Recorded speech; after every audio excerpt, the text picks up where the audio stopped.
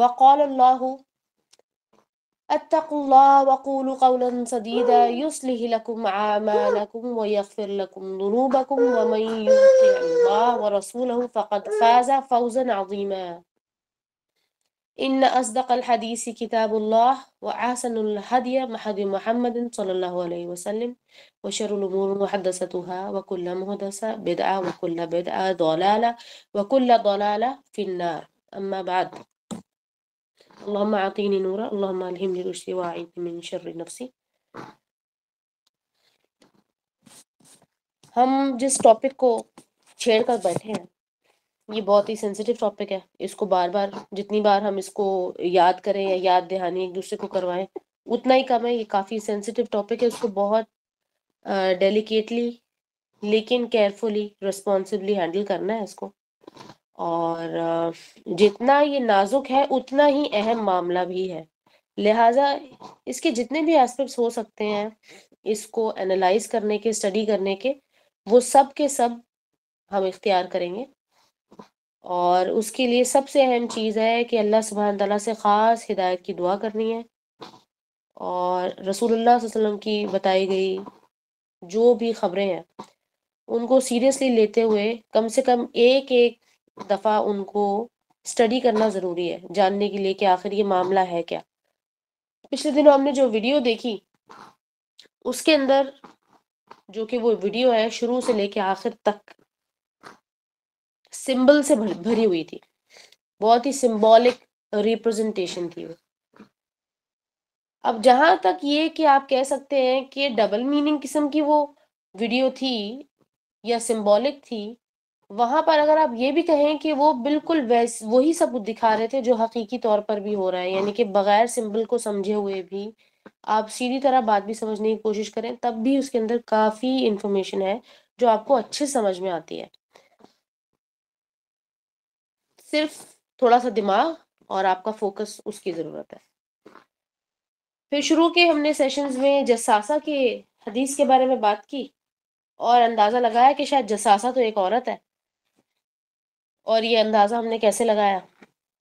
ہم نے اندازہ، یہ ان لوگوں نے اندازہ لگایا ہوگا جو میرے ساتھ قرآن کی عربی کی یا قواعد کہہ سکتے ہیں، گرامر آپ کہہ سکتے ہیں، اس کو سمجھنے کی کوشش کر رہے ہیں ہم، ان کو تو بہت اچھے سے اندازہ ہو گیا کہ جساسہ کس زمرے میں عورت کنسیڈر کی جا سکتی ہے، اور پھر یہ بھی کہ یہ صرف ایک نریشن نہیں تھی ہمارے پاس جساسہ کی قصے کے بارے میں، کچھ اور نریشنز بھی ہیں جو اس بات کو سگنیفائی کر رہی ہیں کہ یہ شاید ایک عورت نما کوئی چیز تھی۔ اب ویڈیو میں ہم نے ایک چیز نوٹس کی جو کہ ہندوازم سے ریلیٹڈ تھی، کسی کو یاد ہے کہ وہ کیا تھی؟ ہندوازم سے ریلیٹڈ سمبل کیا دکھا رہے تھے وہ لوگ ویڈیو میں؟ کسی کو یاد ہے؟ ایک دیوی جیسا فگر جسے یہ لوگ دیوی کہتے ہیں، وہ ڈانس کر رہے ہیں۔ ہاں جی، یہ ہم نے ٹائٹل میں بھی ڈالا کہ ڈانسنگ فگر کیا تھی۔ اچھا، دیوی، یعنی کہ دیوی کا کیا مطلب؟ دیوی کا مطلب کیا عورت ہوتا ہے؟ یہ لوگ تو یہی کنسیڈر کرتے ہیں۔ دیوی کا مطلب عورت ہوتا ہے، اچھا نہیں، عورت نما کوئی کریچر یا عورت ہی مطلب کہ جو عورت ہوتی ہے، آئی مین کہ جو ہیومن عورت ہوتی ہے؟ ہاں میم، ہاں، لیڈیز لیڈی جو ان کی گاڈس دیوتا جسے کہتے بولتے ہیں جیٹس اور ہیں، گاڈس لیڈی گاڈس اچھا اچھا، جی gods, god. Okay, gods gods, ٹھیک ہے ٹھیک ہے، سمجھ آ گئی، ٹھیک ہے۔ اچھا، یہ سبیہ اور شافیہ جو اس بات کو بتا رہی ہیں یہ لوگ انڈیا میں رہتے ہیں دونوں، اور اس لیے یہ اس کلچر سے زیادہ قریب ہے، ان کا فرسٹ ہینڈ ہو سکتا ہے ایکسپیرینس۔ اب کہنے کا مقصد یہ ہے کہ یہ جو ڈانسنگ فگر ہے وہ کس طرح سے اپنی شبیہ بدل لیتی ہے، اور وہ جو دونوں ہی ویڈیوز آپ لوگوں سے شیئر کی گئی تھی دونوں کے اندر وہ فگر موجود تھی۔ ایک میں تھوڑی زیادہ ڈیٹیل میں سمجھ میں آ رہی تھی کیونکہ وہ ویڈیو بھی 7 منٹ کی تھی، اور پہلی والی تھوڑی کم منٹس کی تھی، لیکن اس ڈیوریشن میں بھی بہرحال وہ فگر موجود تھی۔ تو اب آپ نے اس سمبل کو یا اس ڈانسنگ فگر کو رکھنا ہے۔ اب ڈانسنگ فگر کا مطلب ہم کہتے ہیں نا کہ یہ میرے سر پر منڈلا رہی ہے، ہم اردو میں کہتے ہیں، ہمارے سر پر منڈلا رہی ہے، یہ مصیبت ہمارے سر پہ منڈلا رہی ہے، وہ اسی طریقے سے وہ ناچ ناچ کے ادھر سے ادھر جا رہی ہے، یعنی کہ اپنا فتنہ جو ہے وہ پھیلا رہی ہے۔ ہم نے اگر اس کو اسی طرح سے کنسیڈر کرنا ہے تو اس کا فتنہ کیا ہے؟ اس کا فتنہ ہے لا دینیت، اور اس کا فتنہ ہے جادو، اور اس کا فتنہ ہے ہر وہ چیز جو بت پرستی سے ریلیٹڈ ہو، یعنی کہ ان شارٹ، یا پھر کہنا چاہیے کہ مور ایکوریٹلی شرک اینڈ اٹس ویریس مینیفیسٹیشنز، یہ آپ کہہ سکتے ہیں۔ اب کیونکہ ہمارے دین میں شرک کی جو ڈیفینیشن ہے وہ تو بہت سمپل ہے، لیکن اس کی مینیفیسٹیشنز بہت واسٹ ہے، بہت زیادہ واسٹ ہے۔ اب یہ گناہ جس لیول کا گناہ ہے، یہ اتنے بڑے لیول کا گناہ ہے، اتنا سیریس قسم کا گناہ ہے کہ اس کے بارے میں جانے بغیر تو چارہ ہی نہیں ہے، جاننا تو پڑے گا آپ کو کہ آخر شرک کی اقسام کیا ہے، کس قسم کے شرک ہوتے ہیں۔ ضروری ہے کہ میں کوئی بت ہی رکھوں؟ ضروری ہے کیا کوئی پتھر ہی رکھوں؟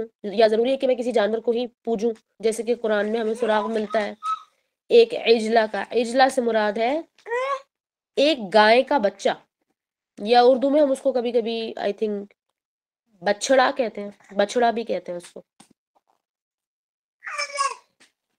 اچھا جی، اب عجیب بات یہ ہے کہ یہ ویڈیو جو ہم نے دیکھی جس کا کہ نام ہی آئی پیٹ گوٹ ہے، اب اس میں دکھا تو وہ بکری رہے ہیں، لیکن اس کی شکل گائے سے بھی مل رہی ہے، یا گائے کے بچے سے بھی مل رہی ہے۔ اس ویڈیو کو بار بار آپ دیکھیں گے تو آپ کو بہت ساری چیزیں سمجھ میں آئیں گی، بلکہ پہلے دوسری تیسری دفعہ میں جو خوف آپ پر طاری ہو رہا ہے، اور خوف کس کو کہتے ہیں؟ ہم نے سمجھا قرآن کی اصطلاح میں خوف سمجھ آتا ہے ان دیکھی چیز کے بارے میں خدشات ہونے کو خوف کہتے ہیں، یا ایسی چیز جس کے بارے میں آپ کا کوئی ایکسپیرینس نہیں ہے تو آپ خائف ہوتے ہیں۔ خوف اسی چیز کا ہوتا ہے، اور ڈر اس چیز کا ہوتا ہے جو آپ ایکسپیرینس کر چکے ہوئے ہو۔ اکثر لوگ کہتے ہیں انجانا سا خوف ہے، وہ انجانا سا خوف کا مطلب ایکچولی خوف ہوتا ہی انجانا ہے۔ اسی لیے علمی جائزے میں ہمیشہ اصطلاحی مفہوم یا پھر ٹرمینالوجیز کا جو استعمال ہے وہ بہت ضروری ہے، اور اس کو سمجھنا بھی بہت ضروری ہے، اس پر غور بھی بہت کرنا ہے۔ اللہ سبحانہ تعالیٰ نے فرمایا قرآن میں کہ تم میں سے وہ لوگ جو غور اور فکر کرتے ہیں، یا وہ لوگ جو علم والے ہیں اور وہ لوگ جو غیر علم والے ہیں، یعنی کہ علم والے نہیں ہیں، علم سے ان کا تعلق نہیں ہے یا علم کی طرف نہیں آتے، وہ لوگ برابر ہو سکتے ہیں؟ اللہ سبحانہ تعالیٰ یہ سوال کر رہے ہیں۔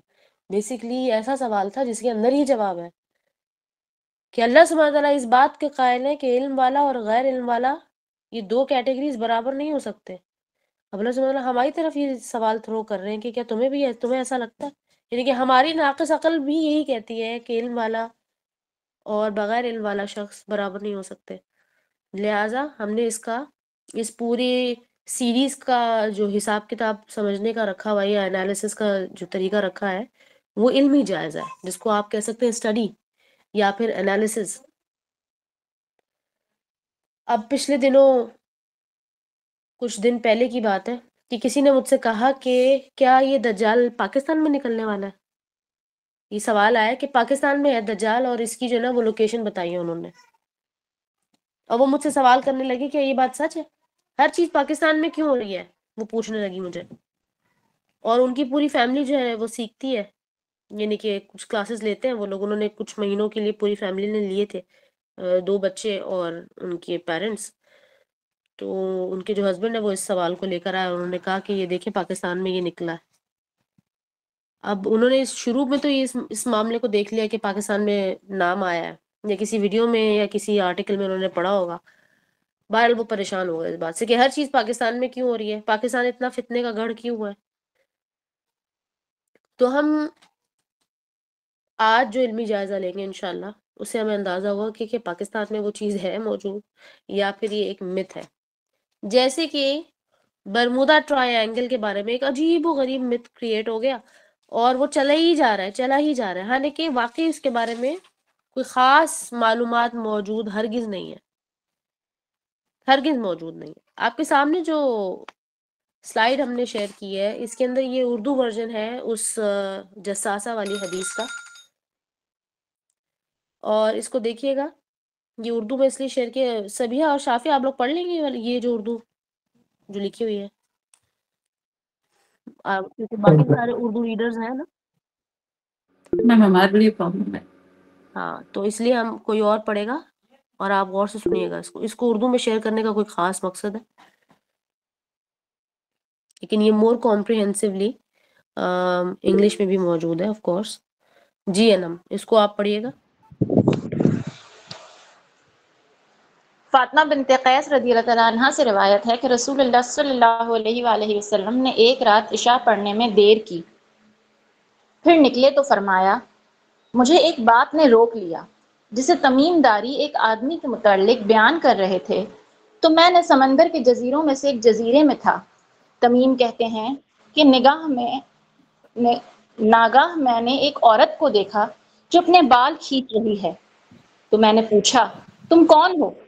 وہ بولی میں جساسہ ہوں، تم اس محل کی طرف جاؤ. تو میں اس محل میں آیا تو کیا دیکھتا ہوں کہ اس میں ایک شخص ہے جو اپنے بال کھینچ رہا ہے، وہ بیڑیوں میں جکڑا ہوا ہے اور کے درمیان میں اچھلتا ہے. میں نے اس سے پوچھا تم کون ہو؟ تو اس نے کہا میں دجال ہوں.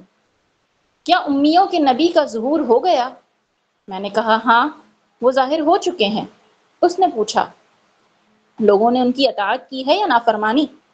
میں نے کہا نہیں بلکہ لوگوں نے ان کی اطاعت کی ہے. تو اس نے کہا یہ بہتر ہے ان کے لیے.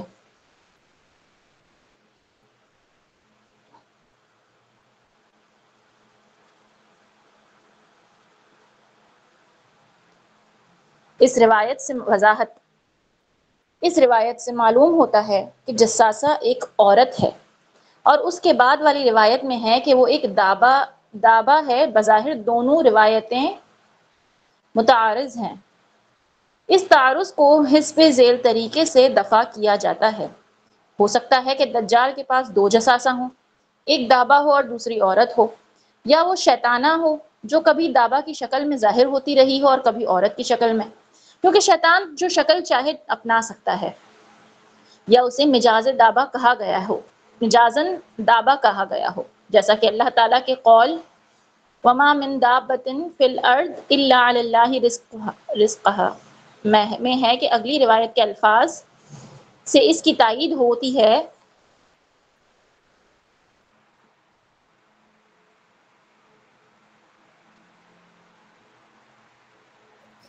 اچھا جی، یہاں پر دابا سے مراد ہے بیسٹ. دابا قرآن کی اصطلاح ہے. قرآن کے اندر جانوروں کے بارے میں جب تذکرہ آیا تو دو طرح کے جانور ہوتے ہیں. ایک ٹیم اینیملز ہوتے ہیں، کیٹل جس کو ہم کہتے ہیں، اور ٹیم انگلش میں ہم کہتے ہیں جن کو کہ سدھایا جا سکتا ہے، اور پھر ہوتے ہیں بیسٹ یا وائلڈ اینیملز. تو دابا جو ہے وہ آلموسٹ اس قسم کے جانوروں کہتے ہیں جس کو ہم اردو میں درندہ کہتے ہیں. ٹھیک ہے، درندہ نما شخص بھی تو ہم کہتے ہیں، انسان بھی تو درندہ ہوتا ہے. کیسے ہوتا ہے درندہ؟ کھلا جانور جو انپریڈکٹیبل ہوتا ہے، جس کی باڈی لینگویج یا باڈی موومنٹس بہت عجیب و غریب ہوتے ہیں، خوف دلانے والے ہوتے ہیں. اب اس روایت کو آپ نے اچھے سے ذہن نشین کر لینا ہے. اس سے پہلے بھی ہم جساسہ کے بارے میں پڑھ چکے ہیں، یہ اسی کی کنٹینیویشن میں ایک روایت آئی ہے. ٹھیک ہے، اس طرح کی اور بہت ساری نریشنز ہیں، آپ کو خود ہی سرچ کرنا پڑے گا، آپ کو مل جائیں گی، اور بے تحاشا مل جائیں گی، ڈیٹیل میں مل جائیں گی، ضعیف بھی مل جائیں گی، صحیح بھی مل جائیں گی، جس کو جب آپ کراس انالیسس کریں گے انشاءاللہ تو آپ کو یہی سمجھ میں آئے گا کہ اس کے اندر متن کا کوئی ایشو نہیں ہے.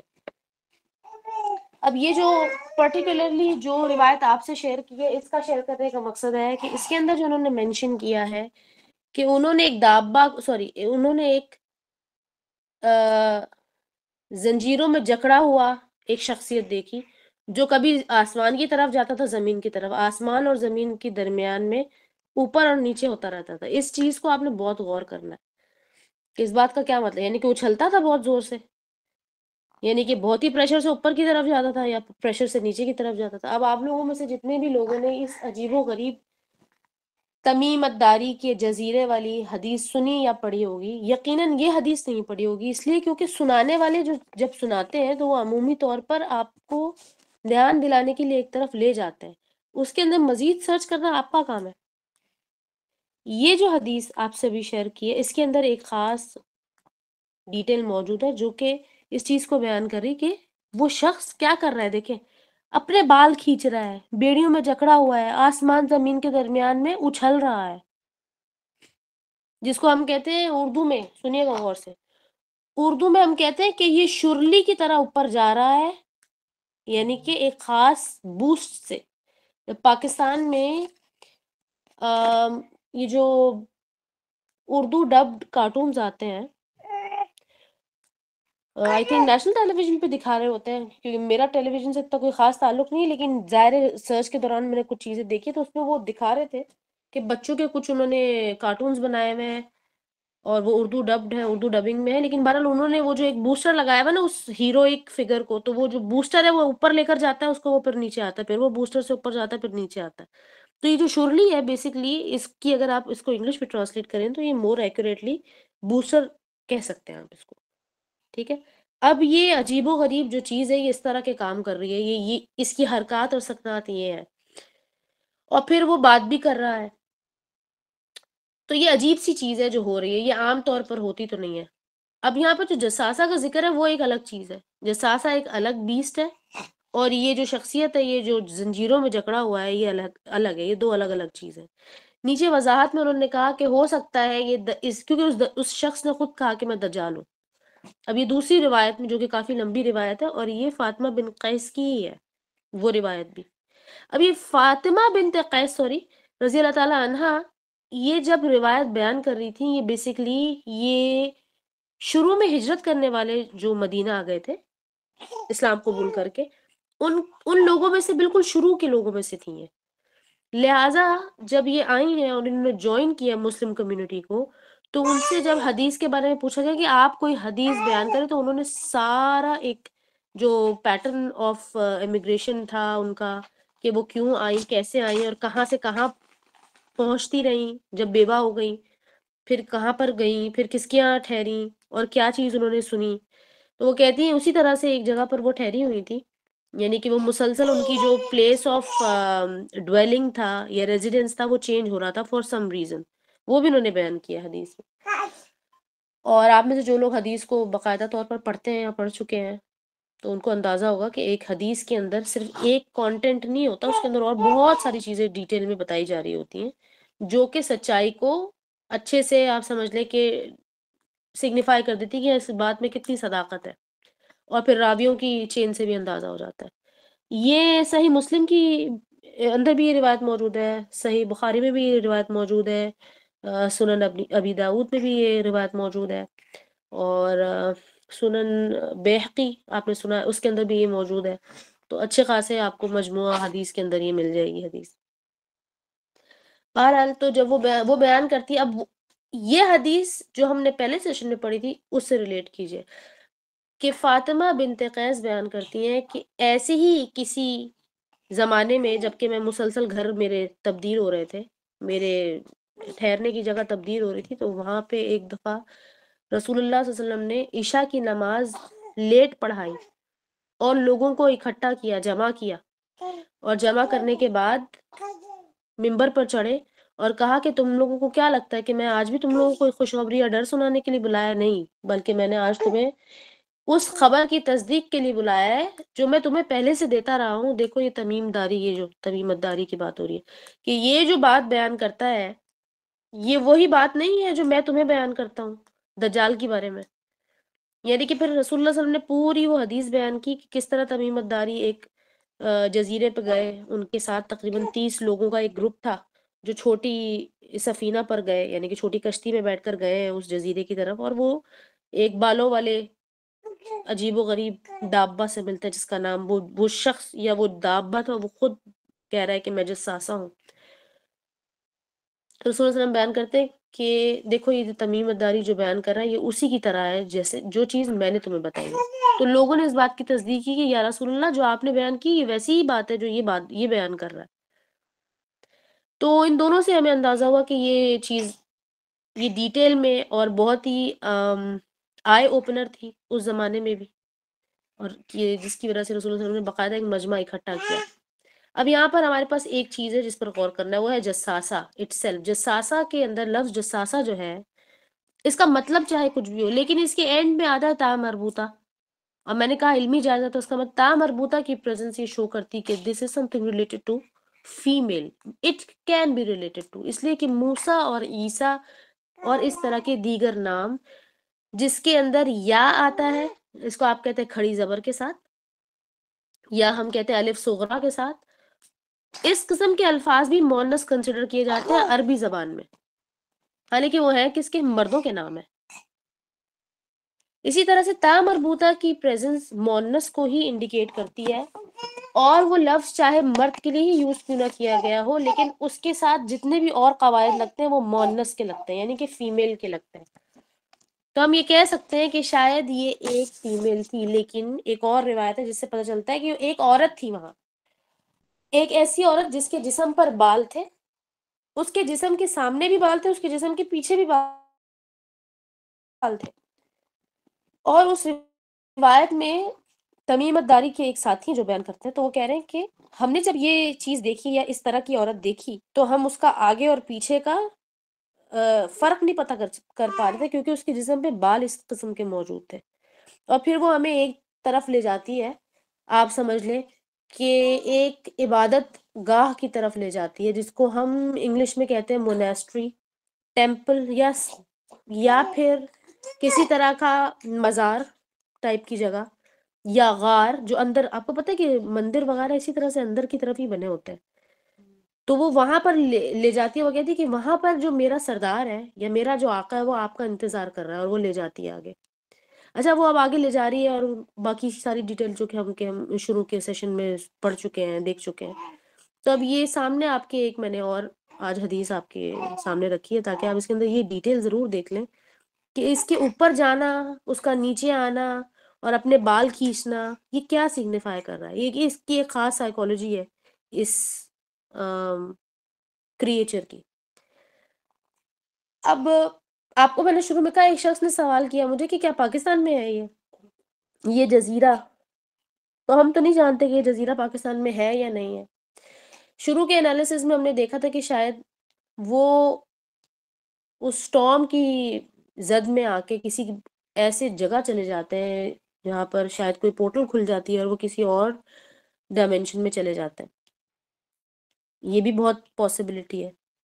پھر یہ بھی پاسبلٹی ہے کہ ہو سکتا ہے کہ یہ کوئی پورٹل کھلی نہیں اور یہ پورٹل فار ایور اوپن ہی ہے۔ آپ ان میں سے کوئی بھی چیزوں کو کنسیڈر کر سکتے ہیں، کیونکہ جب آپ علمی جائزہ لے رہے ہوتے ہیں تو اپنے ساری تھیوریز کو سامنے رکھنا ہوتا ہے، اور پھر ہی آہستہ آہستہ وہ چیز ثابت ہوتی ہے۔ اب آپ اس بات کو یاد رکھیے گا کہ ایک روایت کے اندر اس بات، یہ وہ بھی فاطمہ بنت قیس کی روایت ہے، اور آپ کے سامنے بھی یہاں لکھا ہوا ہے، اور جو میں نے آپ کے سامنے ابھی پڑھی ہے، جو لکھی نہیں ہے، اس کے اندر بھی یہ چیز مینشنڈ ہے کہ وہ کچھ رات کا وقت تھا جس وقت کہ وہ بتا رہے ہیں جزیرے والے لوگ، یعنی کہ تمیم الداری اور ان کے ساتھی جب بیان کر رہے ہیں اس واقعے کا وقت، تو وہ کچھ رات کا وقت تھا کہ جب وہ چھوٹی کشتی میں لے کر وہ قریب کے جزیرے میں چلے جاتے ہیں، جب 1 مہینے تک وہ یہاں سے وہاں ہوتے رہے اور راستہ بھول گئے۔ راستہ کیا بھول گئے، ظاہر ہے جب طوفان ہے تو راستہ گم گیا، ٹھیک ہے۔ اب ہم آتے ہیں رسول اللہ صلی اللہ علیہ وسلم کی طرف، جبکہ رسول اللہ صلی اللہ علیہ وسلم نے ایک صحابی جو کہ اسلام لے کر آئے بعد میں اور بہت ہی بڑے فاتح گزرے، اور جس کو اللہ سبحانہ تعالیٰ نے ایک خاص لقب سے نوازا، یا رسول اللہ صلی اللہ علیہ وسلم نے وہ لقب دیا، اور وہ اسی طرح سے جانے جاتے ہیں، سیف اللہ کا لقب۔ آپ جانتے ہیں کہ آپ میں سے کس شخص کو یہ بات پتہ ہے کہ کس صحابی کا لقب تھا سیف اللہ؟ کون سے صحابی تھے آپ میں سے، کون جانتا ہے؟ میم خالد بن ولید رضی اللہ تعالیٰ عنہ۔ خالد بن ولید۔ خالد بن ولید کے بارے میں آپ لوگوں نے صحابی کی سیریز میں اس پر کچھ کام کیا ہے ابھی تک؟ سبیہ، شاکر، میم ابھی تو نہیں کیا ہے، لیکن میں نے ان کے بارے میں پڑھا ہے۔ آپ لوگ خلیفہ والی سیریز ابھی کر رہے کیا ہیں؟ نہیں میم، ہماری لسٹ میں ہے یہ انشاءاللہ، اچھا، یہ لسٹ میں ہے ایک آپ، رویوار کرے. ٹھیک ہے. اچھا یہ صحابی جو ہے خالد بن ولید، یہ ایک بڑی عجیب بات کی وجہ سے بھی مشہور ہے. ٹھیک ہے، وہ بھی ایک تقریباً myth ہی ہے لیکن اس کے اندر کچھ سچائی بھی ہے کہ ان کے بارے میں لوگوں نے یہ بات یا افواہ اڑائی ہوئی کہ شاید وہ قرآن پڑھنا نہیں جانتے تھے یا 3 سورتوں سے زیادہ انہیں قرآن نہیں آتا تھا. ان کے بارے میں یہ بات مشہور ہے. اور میں آپ کو پتہ ہے کیونکہ قرآن اور ریسیٹیشن سے میرا زیادہ تعلق ہے، ٹیچنگ میرا اسی سے تعلق زیادہ ہے، لہٰذا میرے نیچر کی تقریباً وہی حدیث تھی. میں بھی اس کو جانتی ہوں اور یہ مشہور حدیث بھی ہے، یہ لوگ جانتے ہیں ان کے بارے میں، اسی طرح سے ان کو انٹروڈیوس بھی اکثر کیا جاتا ہے. حالانکہ اس میں کوئی اتنی زیادہ سچائی نہیں ہے، لیکن یہ بات بھی سچ ہے کہ وہ کیونکہ جنگوں میں اور لوگوں کے ساتھ سریا میں ملوث تھے. سریا کہتے ہیں ان جنگوں کو جس میں کہ رسول اللہ صلی اللہ علیہ وسلم نے پارٹ نہیں لیا، خود موجود نہیں تھے. غزوات ان کو کہتے ہیں جس میں کہ رسول اللہ صلی اللہ علیہ وسلم نے خود پارٹ لیا، خود پارٹیسپیٹ کیا، موجود تھے. تو سریا ان جنگوں کو کہتے ہیں کہ انہوں نے ایک ٹروپ یا گروپ آف پیپل بھیج دیا، آرمی بھیج دی اپنی طرف سے، لیکن خود اس کا حصہ نہیں بنے. تو خالد بن ولید بہرحال جب اسلام لے آئے تو رسول اللہ صلی اللہ علیہ وسلم نے ان کو کچھ مشنز پر بھیجا. اور اسی طرح سے اسی اعتبار سے ہم آتے ہیں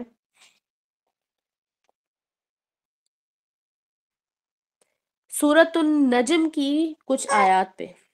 آپ میں سے جن لوگوں نے صبح کے ٹائم میں، آئی تھنک لاسٹ ایئر ہم نے کیا تھا مفصلات صورتیں ہم نے کی تھی، تو اس کے اندر ہم نے یہ والی سورہ بھی کور کی تھی. ظاہر ہے مفصلات صورتوں میں بہت اہم سورہ ہے یہ، اس کو بھی ہم نے کور کیا تھا. تو اس کے اندر کچھ آیات ہیں، ذرا میں آپ کے سامنے پڑھ دیتی ہوں. سورۃ النجم ہے اور آیت نمبر آپ کے لیے بنے گی تقریباً 19 اور 20.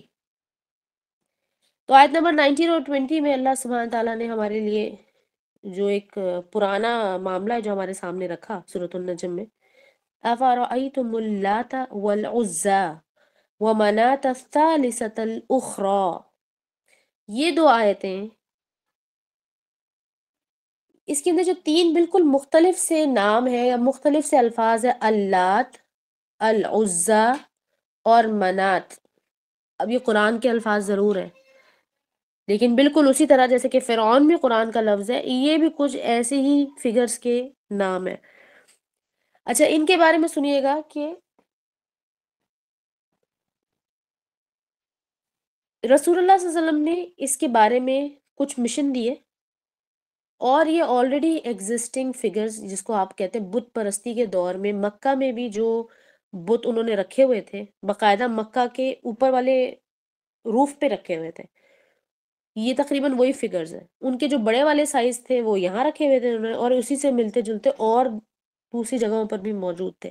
اس کی تفسیر ابن کثیر میں بھی آپ کو اس کی ڈیٹیلز مل جائیں گی اور دوسری دیگر تفاسیر میں بھی مل جائے گی. اللات، العزیٰ اور منات یہ عرب کے بہت پرانے، آپ کہہ سکتے ہیں آباء و اجداد کے معبود تھے. معبود کا کیا مطلب ہوا؟ جن کو وہ پوجا کرتے تھے. اچھا اللات کے بارے میں یہ تو مشہور ہے بات کہ وہ طائف میں تھا، اور عزیٰ ایک وادی جس کو کہتے ہیں وادی نخلا، اور آپ سب نے پڑھا ہوگا، سیرہ میں بھی پڑھا ہے اور مختلف اور تفاسیر میں یہ تذکرہ آتا ہے. وادی نخلا مکہ کے قریب ایک وادی ہے. وادی نخلا میں العزیٰ موجود تھا، اور منات بھی ایک مدینہ کے علاقے میں تھا. اب یہ 3 اللہ سبحانہ تعالیٰ نے ان کو باقاعدہ مینشن کیا، اس کا مطلب ہے کہ یہ 3 بہت مشہور کہہ سکتے ہیں کہ گاڈیسز تھیں. اب یہاں پر بھی میں آپ کو بتا دیتی ہوں کہ اللات اور عزیٰ لفظ جو آ رہا ہے نا، اسی لیے آپ کو کہا کہ ٹیکسٹ کھولیے. آیت نمبر 19 میں والعزیٰ یا آ گیا، یا کے اوپر الف صغرا. الف صغرا کہتے ہیں چھوٹے سے الف کو، یا آپ لوگ پاکستان اور انڈیا میں اس کو کھڑا زبر بھی کہا جاتا ہے. اب یہ کھڑا زبر یہ پھر سے اس چیز کو بتا رہا ہے کہ یہ شاید کوئی عورت ہے، اور یہاں لکھا بھی العزیٰ ہے. پھر آپ جائیں گے ومنات میں، ومنات الثالثہ، وہ منات جو تھا وہ 3rd تھا، الثالثہ ان آخری، یعنی کہ ان کا آخری جو تھا بت یا لاسٹ کے بتوں میں سے 3rd والا بت منات تھا. منات تا مربوطہ کی موجودگی، العزیٰ الف صغرا یا کے ساتھ اس بات کو سگنیفائی کر رہا ہے کہ یہ مونس ٹائپ کی کوئی فگرز تھیں. اور میں نے آپ کو شروع میں کہا کہ آپ نے اس ویڈیو میں دیکھنا ہے کہ کیا اس میں کوئی دیوی دکھائی. آپ لوگوں نے اس بات کو پچھلی دفعہ بھی پوچھا تھا. دیوی دکھا رہے ہیں اس میں، یا آپ کہہ سکتے ہیں کہ جو جانتے ہیں انڈیا میں یا ہندوازم میں ان کی ایک مورتی ہوتی ہے جو کہ ہے آئی تھنک کالی ماتا کہتے ہیں، اور وہ ہوتی بھی بلیک کلر کی ہے اور اس کی زبان باہر ہوتی ہے، ریڈ کلر کی زبان ہوتی ہے اور بڑی فریکنگ اس کے لکس ہوتے ہیں. اب یہ بات یاد رکھیے گا کہ یہ انہوں نے جو بت بنایا ہوا نا، یہ انسانی بت نہیں ہے، انہوں نے انسان نہیں بنایا ہوا ہے. ایسا اتنا دماغ ان کا بھی نہیں خراب ہے کہ یہ انسان کو بولیں گے کہ پوجو. انسان نہیں تھے وہ لوگ، وہ کچھ اور کریچرز تھے. تو جس کو انہوں نے کہا کہ شاید یہی ہماری خدا تھی یا خدا دیوی تھی یا دیوتا تھے، تو یہ بہت زمانے سے یہ بت پرستی چلی آ رہی تھی، حضرت ابراہیم کے زمانے سے یا اس سے بھی پہلے. اور یہ 3 الفاظ اللہ سبحانہ تعالیٰ نے ہمیں بتا دیے، اور قرآن کی جو گرامر ہے اس کے اصول کے اعتبار سے یہ بہت ہی زبردست انڈیکیشن ہے ہمارے لیے کہ شاید یہ خواتین ہی تھی، خواتین فگر کے بارے میں بات ہو رہی ہے. اور یہ دیوی بھی فگر، یہ دیوی جو انہوں نے بنائی ہوئی یہ بھی ایک ماتا ہی کہتے ہیں نا اس کو یہ لوگ. آپ کو پتا ہے کہ پاکستان کے جس علاقے کے بارے میں وہ مجھے پوچھ رہے ہیں کہ کیا پاکستان میں وہ موجود ہے، پاکستان کے اس علاقے میں ہندوؤں کا ایک بہت پرانا، پتہ نہیں کتنے ہزار سال پرانا، کم سے کم شاید 4000 سال پرانا مندر ہے وہاں پر، اور وہ مندر کالی ماتا کا مندر ہے اور وہ پاکستان میں لوکیٹڈ ہے. ٹھیک ہے، اس بات کو اب اپنے ذہن میں اچھے سے بٹھا لیں. رسول اللہ صلی اللہ علیہ وسلم نے ایک حدیث میں بیان کیا، جس حدیث میں، جو حدیث آپ کے سامنے میں بیان کر رہی تھی، وہ حدیث اچھی خاصی لمبی حدیث ہے. اس لمبی حدیث کے آخری حصے میں جبکہ رسول اللہ صلی اللہ علیہ وسلم پتہ چل رہا ہے، الفاظ سن کر ایسا لگ رہا ہے کہ جیسے کہ رسول اللہ صلی اللہ علیہ وسلم اوور ویلم ہو گئے اس ڈیٹیل کو سنتے ہوئے جو کہ تمیمت داری نے کہی. اور عشاء کی نماز کے بعد اس خطبے میں لوگوں کو جمع کر کے اکٹھا کر کے جبکہ رسول اللہ صلی اللہ علیہ وسلم اس چیز کی صداقت بیان کر رہے ہیں کہ دیکھو میں تمہیں وہی بیان کر رہا تھا جو یہ بیان کر رہا ہے. اور پھر ان لوگوں نے کہا کہ ہاں جی بالکل آپ یا رسول اللہ وہی بیان کر رہے ہیں، بالکل یہ وہی بات ہے، اس بات کا آپس میں کچھ ریلیشن شپ ہے. اس ہی حدیث کے آخر میں رسول اللہ صلی اللہ علیہ وسلم بیان کر رہے ہیں، دیکھیے رسول اللہ کہہ رہے ہیں کہ دجال، اس شخص نے کہا کہ میں دجال ہوں، اور رسول صلی اللہ علیہ وسلم آگے کیا کہتے ہیں کہ اس بات کے بارے میں بالکل خبردار رہو کہ دجال نہ تو سیریا کے سمندر میں، یعنی کہ شام، سیریا میں جان کر کہہ رہی کیونکہ شام کو آپ لوگ زیادہ تر لوگ شام اور مصر میں کنفیوز ہو جاتے ہیں. مصر از ایجپٹ، شام از سیریا. رسول صلی اللہ علیہ وسلم نے بیان کیا کہ نہ ہی وہ شامی سمندر میں ہے، نہ شام کے سمندر میں ہے، نہ ہی یمن کے سمندر میں ہے، بلکہ وہ شام میں ہے، شام میں ہے، شام میں ہے. شام کے سمندر میں نہیں، یعنی کہ میپ میں اگر آپ لوکیشن دیکھیں تو اوور آل جو ایسٹ سائڈ پہ نکلتا ہے وہ کیا ہے، وہ ایریا کیا ہے. اور رسول صلی اللہ علیہ وسلم نے اس چیز کو 3 بار ہاتھ کے اشارے کے ساتھ کہا. آن دا اتھارٹی آف فاطمہ بنت قیس، یہ سیم حدیث ہے. تو فاطمہ بنت قیس کہتی کہ میں نے اس بات کو اچھے سے ذہن میں اپنے یاد کر لیا، اور پوچھنے پر میں نے یہی حدیث بتائی، کیونکہ جو صحابی آئے تھے نا فاطمہ بنت قیس سے، وہ کہتے ہیں کہ آپ ہمیں کوئی حدیث بیان کریں. تو پھر انہوں نے یہ پوری ڈیٹیل بتائی تھی کہ میں کس طرح سے جب بیوہ ہوئی اور پھر مجھے کس نے پیغام بھیجا، اور پھر میں فلاں گھر سے فلاں جگہ پر گئی، پھر فلاں جگہ پر گئی، اور پھر ان میں سے ایک جگہ پر جبکہ رسول صلی اللہ علیہ وسلم نے عشاء کی نماز پڑھی، یہ تمام معاملہ پیش آیا. تو ہمارے پاس اب یہاں پر ایک امپورٹنٹ ڈیٹیل آ گئی شام کی، کہ شام کی سائٹ پر کون سے ایریاز یا کون سے کنٹریز پڑتے ہیں. تو آپ کی سب کی اطلاع کے لیے عرض ہے کہ شام کا سمندر یعنی کہ سیریا کا سمندر اگر آپ میپ پر خود جائیں اور دیکھیں، میں نے دیکھا ہے، میں اس میں بہت سالوں سے کام کر رہی ہوں سارے اس پورے تھیسس پر، آپ بھی جا کر دیکھیے. ہم چاہتے تھے اس کو شیئر بھی کر سکتے تھے، لیکن آپ کو اپنا جو ریسرچ میتھڈ ہے وہ آپ کا اپنا ہونا چاہیے، وہ زیادہ بہتر ہے. کہ ایسا نہ ہو کہ ہم بس جو چیز آپ کو کھلائے جا رہے ہیں آپ وہ کھائے جا رہے ہیں، ایسا نہیں ہونا چاہیے. آپ کی اپنی ریسرچ ہونی چاہیے، آپ اپنی طرف سے نکالیے ایک میپ، کون سا میپ آپ کو پسند آتا ہے، چاہے آپ کوئی بھی میپ اٹھائیں وہ سیم ہونے چاہیے. بہرحال تو یہ جو شام کا سمندر ہے، یہ اس کو ہم کہتے ہیں، آج کی دنیا میں ہم جانتے ہیں اس کو میڈیٹرینین سی کے نام سے۔ پھر ہم دیکھتے ہیں کہ یمن کا سمندر کون سا ہے، تو یمن کا سمندر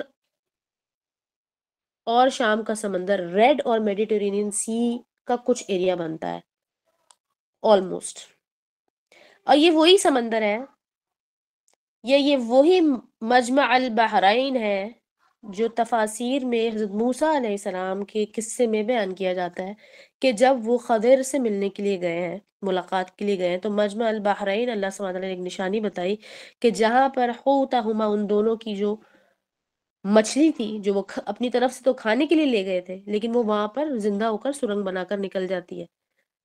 تو ایک تفسیر اور اس کی روایت کے مطابق اندازہ ہوتا ہے کہ یہ میڈیٹرینین اور ریڈ سی میں ہی ہوا ہے، لیکن رسول صلی اللہ علیہ وسلم نے کہا کہ یہ وہاں پر نہیں ہے، یہ تو شام میں ہے، شام میں ہے، شام میں ہے، 3 بار رسول صلی اللہ علیہ وسلم نے اس پر ایمفسائز کیا۔ تو شام میں کیا ہے؟ اب اگر آپ شام کی طرف جاتے ہیں تو وہ پورا کا پورا اوشن پتہ ہے آپ کو کون سا بنتا ہے؟ وہ آلموسٹ انڈین اوشن ہے۔ انڈین اوشن کے اطراف پاکستان، انڈیا اور دیگر ایشین ممالک تو آئی آتے ہیں، مڈل ایسٹ وغیرہ بھی آتے ہیں، اور ظاہر سی بات ہے کہ جب رسول اللہ صلی اللہ علیہ وسلم عرب میں موجود ہیں، یعنی کہ سعودی عرب میں موجود ہے، تو اس کے قریب قریب کے علاقے آپ دیکھیں گے نا۔ اور پھر یہ بھی کہ تمیمت داری کون سے علاقے سے آئے تھے، وہ کوئی بہت دور دراز کے علاقے سے نہیں آئے تھے، وہ بھی اسی کے قریب کے ہی علاقوں سے آئے تھے، لیکن جہاں پر رسول اللہ صلی اللہ علیہ وسلم جیسے کہ ڈیزرٹ کے ایریا میں موجود تھے، وہ سمندری علاقوں سے آئے تھے، اور وہ اس چیز کو بیان کرتے ہیں کہ میرا اس قبیلے سے تعلق ہے،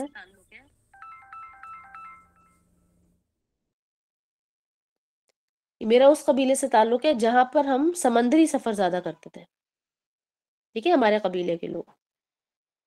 اب رہ گیا وہ سوال کہ انہوں نے کہا کہ ہمارے ہی پاکستان کے کسی علاقے میں وہ جزیرہ موجود ہے، تو اب میں آپ کو یہ بتا دیتی ہوں کہ آپ نے جا کر اس کو ریسرچ کرنا ہے، کیونکہ آپ لوگ بہت کین نہیں ہے ریسرچ کرنے میں، لہٰذا کچھ سامان آپ کو دے دیا، میں نے مہیا کر دیا، باقی کی چیزیں آپ خود جا کر تلاش کریں۔ استولا آئی لینڈ کے بارے میں اچھی خاصی پچھلے دنوں ویڈیوز اور پوڈ کاسٹ وغیرہ اس کے بارے میں لوگ پبلش کرتے رہے ہیں، جا کر سنیے، دیکھیے، اور کچھ تو ایسی ہیں کہ جو کہ ریموو بھی کر دی گئی ہیں۔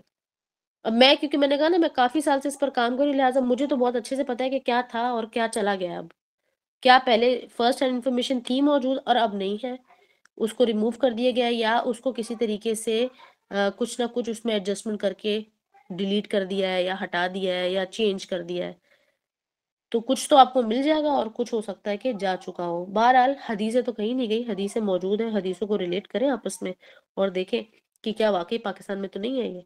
اب یہ استولا آئی لینڈ آپ کو پتا ہے پاکستان کا یہ ایک آئی لینڈ ہے۔ اب ہم جب یہ حدیث دیکھ رہے ہیں، اس حدیث کے اندر بالکل صاف صاف کچھ چیزوں کے بارے میں بتایا گیا کہ وہ ایک جزیرہ تھا، اس جزیرے میں یہ کالی قسم کی عورت تھی، اور دوسری طرف میں نے آپ کو پوچھا ایک سوال ایک صحابی کے بارے میں کہ جو کہ 3 صورتیں شاید جانتے تھے، وہ اس بارے میں مشہور ہے، لیکن ہوا کیا کہ جب رسول اللہ صلی اللہ علیہ وسلم کے سمجھ لے کہ وہ تابعی بن کر آ گئے، یعنی کہ رسول اللہ صلی اللہ علیہ وسلم کے ہاتھ پر انہوں نے بیعت لی اور صحابی ٹھہرے، تو رسول اللہ صلی اللہ علیہ وسلم نے ان کو کچھ مشنز پر بھیجا، اور رسول اللہ صلی اللہ علیہ وسلم نے کہا ان سے کہ تم عزا کے بت کو جا کر تباہ کر دو۔ ایک روایت میں تو یہ پتہ چلتا ہے، دوسرے میں پتہ چلتا ہے کہ فلاں وادی میں جاؤ اور وہاں پر جا کر اس پورے اس علاقے کا نا نام و نشان مٹا دو۔ تو بہرحال خالد بن ولید وہاں جاتے ہیں اور پتہ چلتا ہے کہ وہاں پر ایک قبیلہ ہے جو کہ ایک عجیب و غریب چیز کی پوجا کرتا ہے۔ جب وہ وہاں جاتے ہیں تو دیکھتے ہیں کہ اس کا نام شاید عزا ہے یا عزا، عزا زیادہ بہتر ہے، عزا کی بارے میں روایت زیادہ ملتی ہے جس میں عزا لفظ آیا ہے، آئین کے اوپر پیش ہے، اور عزا سے مراد ہے ایک ایسا بت یا ایسی دیوی ان کی جو کہ دیویوں میں سب سے بڑی دیوی ہے۔ لیکن جب وہ وہاں جاتے ہیں، یعنی کہ خالد بن ولید اپنے 30 گھڑ سواروں کے ساتھ جاتے ہیں، اور خالد بن ولید کا لقب ہے سیف اللہ، یعنی کہ اللہ کی تلوار، اور یہ بڑے جنگجو قسم کے صحابی تھے. بہرحال وہ جاتے ہیں وادی نخلا میں. ابھی آپ کے سامنے میں نے بتایا وادی نخلا میں، جو کہ آپ کی سورۃ النجم کے اندر بھی ابھی آپ کو میں نے بتایا یہ 3 نام بھی پتا ہے، اور اس کی تفسیر میں یہ چیز موجود ہے کہ یہ کہاں کہاں پر نصب تھے یہ والے معبود یا بت آپ کہہ سکتے ہیں. رسول اللہ نے کہا کہ تم وہاں جاؤ تو اس کا نام و نشان مٹا دینا. اب جب یہ وہاں پہنچتے ہیں اپنے 30 لوگوں کے ساتھ تو دیکھتے ہیں کہ درخت بنے ہوئے ہیں اور بہت گھنے گھنے بڑے سے کچھ عجیب و غریب شبیہ کے درخت ہیں. عجیب و غریب سے مراد یہ کہ وہ درخت کوئی پھل دینے والے درخت نہیں تھے، وہ چھاؤدار تو تھے. چھاؤدار سے مراد ہوتا ہے کہ بڑے بڑے گھنے درخت ہیں. آپ کو پتہ ہے کہ اکثر کچھ ایسے پلانٹس بھی ہوتے ہیں جس کو باقاعدہ پلانٹ نہیں کیا گیا ہوتا، وہ خود بخود جھاڑ بن کے نکل آتے ہیں اور وہ بس خود ہی نشونما پا رہے ہوتے ہیں اور وہ بڑے بھی ہو جاتے ہیں سائز میں. ان میں سے ہی کچھ درخت تھے. تو خالد بن ولید جاتے ہیں اور جا کر ان میں سے ایک درخت کو ختم کر دیتے، کیونکہ انہیں یہ لگا کہ شاید یہ درخت یا درخت سے ریلیٹڈ کسی چیز کو پوج رہے ہیں وہاں پہ لوگ. جب رسول اللہ صلی اللہ علیہ وسلم سے ان کی ملاقات ہوتی ہے واپسی پر، تو رسول اللہ صلی اللہ علیہ وسلم ان سے پوچھتے ہیں کہ خالد بن ولید سے پوچھتے ہیں کہ کیا آپ نے کوئی عجیب و غریب یا غیر معمولی چیز وہاں دیکھی یا سنی، یعنی کہ کوئی آواز سنی آپ نے جب آپ اس کو قتل کر کے آئے ہیں اس چیز کو. تو انہوں نے کہا میں تو درخت کو کاٹ کر آ گیا، 2 ٹکڑے کر دیے میں نے درخت کے، وہاں پر کوئی چیز غیر معمولی چیز مجھے نہیں ملی یا رسول اللہ. تو رسول اللہ صلی اللہ علیہ وسلم نے ان کو پھر سے بھیج دیا اسی کام پر. انہوں نے کہا کہ آپ کو جس کام یا جس مشن کے لیے میں نے بھیجا تھا وہ مکمل نہیں ہوا، آپ دوبارہ جائیے اور اس چیز کو جا کر ختم کریں. اور ایک روایت کے مطابق 3 مرتبہ اس طرح سے بھیجا گیا، جس میں کہ پہلی دفعہ میں ایک درخت، دوسری دفعہ میں دوسرا درخت، اور تیسری مرتبہ میں تیسرا درخت کے لیے بھیجا گیا. اب وہ اس ایک ہی علاقے میں وادی نخلا کی بات ہو رہی ہے، وہاں پر ہی وہ 3 درخت بڑے بڑے موجود تھے. جب تیسرے درخت کی باری آئی اور خالد بن ولید وہاں پہنچے تو دیکھتے ہیں کہ وہاں پہ ایک عجیب و غریب قسم کی عورت ہے اور وہ کہہ رہے ہیں عورت ہے. وہ کہتے ہیں کہ شیطانی صفت کی مالک ایک عورت تھی جو کہ عجیب شیطانی طاقتوں کا مظاہرہ کر رہی تھی، یا شیطانی طاقتوں کی حامل ایک عورت تھی، اور وہ اس درخت کے پیچھے سے نکلتی ہے اور ساتھ ہی اس کے پیچھے اس کا رکھوالا، جس کے بارے میں ایک روایت میں صرف ہمیں نام ملتا ہے ابن سلمہ کے نام سے. کبھی کبھی لکھا ہوا آپ کو ملے گا کہ دبیہ ابن سلمہ، لیکن ہم اس کے بارے میں we are not so keen about the name itself. لیکن بہرحال اس کا رکھوالا آتا ہے اور وہ کہتا ہے اس چیز کو یا اس کریچر کو کہتا ہے کہ تم اس خالد بن ولید کے اوپر تم حملہ کر دو، ادروائز یہ تمہارے پر حملہ کر دے گا اور تمہارا نام و نشان مٹا دے گا. تو وہ جو چیز تھی وہ عجیب و غریب جب وہ کرنے لگتی ہے حملہ، تو خالد بن ولید تلوار سے اس کی گردن اڑا دیتے ہیں اور وہ وہیں پر جل کر بھسم ہو جاتی ہے. ٹھیک ہے، جل جاتی ہے وہ، اور وہ قصہ ختم ہو جاتا ہے. اور پھر واپس آتے ہیں وہ، اور واپس آ کے رسول اللہ صلی اللہ علیہ وسلم کو اس چیز کی خبر دیتے ہیں، اور رسول اللہ صلی اللہ علیہ وسلم نے بیان کیا کہ ہاں اب کام مکمل ہو گیا، یہی تھی وہ عزا. رسول اللہ صلی اللہ علیہ وسلم نے بیان کی یہی تھی وہ عزا.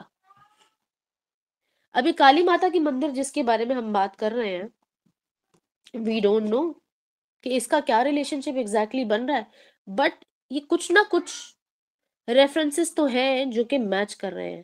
وہ اس لیے کہ یہ جو کالی ماتا کا مندر ہے یہ کافی سال پرانا ہے.